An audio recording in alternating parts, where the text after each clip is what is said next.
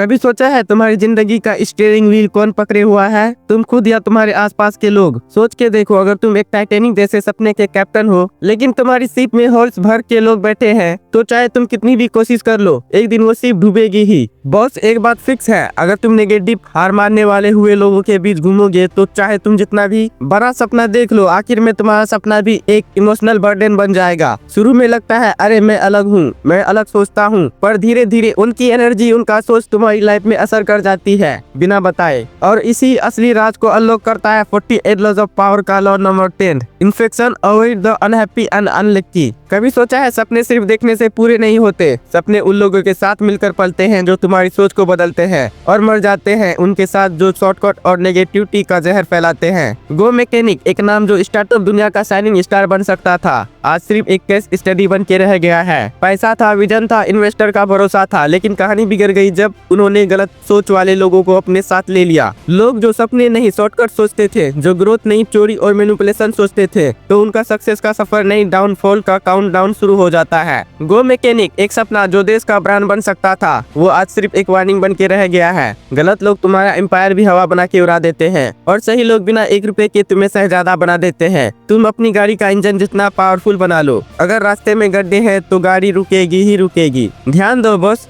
गलत लोगों का इन्फेक्शन सबसे साइलेंट और सबसे खतरनाक वायरस होता है। ना सिर्फ तुम्हारा प्लान खत्म करते हैं, बल्कि तुम्हारा सपना भी जहर बन जाता है। तुम्हें डिसाइड करना है, अपनी जिंदगी एक रेस कार बनाना है या किसी स्केप यार्ड में खड़ा जंग। एलन मस्क, जब उसने स्पेस एक्स स्टार्ट किया तो दुनिया हंस रही थी, पागल है, ये इम्पॉसिबल है, रॉकेट बना के क्या करेगा। लेकिन एलन मस्क ने एक सिंपल प्रिंसिपल फॉलो किया, नेगेटिव लोगों को अपने विजन के पास भी नहीं आने दिया। वो सिर्फ उन लोगों के बीच रहा जो या तो बिलीव करते थे या सीखना चाहते थे। आज दुनिया उसका नाम लेती है। सोचो, अगर एलन मस्क उन लूजर्स के साथ बैठा रहता जो सिर्फ फेल होने की बात करते, तो क्या आज स्पेस एक्स होता? बिल्कुल नहीं। तुम्हारा इन्वायरमेंट तुम्हारा फ्यूचर डिसाइड करता है। गलत लोग सिर्फ तुम्हें पीछे नहीं खींचते, तुम्हारा पूरा विजन बर्बाद कर देते हैं। आजकल के जमाने में सक्सेस सिर्फ हार्डवर्क से नहीं, सक्सेस इन्वायरमेंट से बनती है। ध्यान दो बॉस, चाहे तुम्हारा प्लान कितना भी सॉलिड हो, चाहे तुम्हारा सपना कितना भी बड़ा हो, अगर तुम्हारे आसपास गलत लोग हैं, तो तुम्हारा सपना कभी हवा नहीं पकड़ेगा। कहानी है सोक्रेटिस की। एक ऐसा दोस्त था उसका जो रोज बस कंप्लेन करता था, काम नहीं हो रहा, लोग बेकार है, दुनिया अनफेयर है। सोक्रेटिस पहले तो इग्नोर करता था, पर धीरे धीरे उसका भी अपना फोकस हिलने लगा। उसकी सोच, उसका आउटलुक,